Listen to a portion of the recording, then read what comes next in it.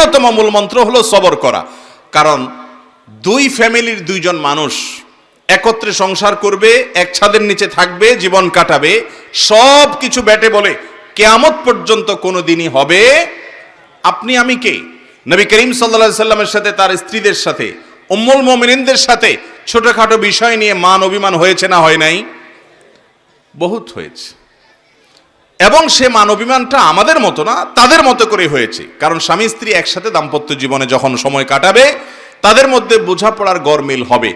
এই সময়টাতে দরকার হয় সবর করা।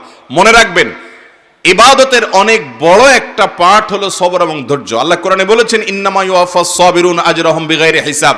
যাদের পুরস্কার আল্লাহ তাআলা কোনো হিসাব করে দিবেন না, তারা হলো যারা সবরকারী, ধৈর্যকারী তারা। অতএব দাম্পত্য জীবনে ধৈর্য থাকতে হবে। স্বামী অনেক উল্টাপাল্টা করবে, সবর করতে হবে। মনে করতে হবে এর চাইতে অমানুষও পৃথিবীতে আছে। আবার স্ত্রী অনেক উল্টা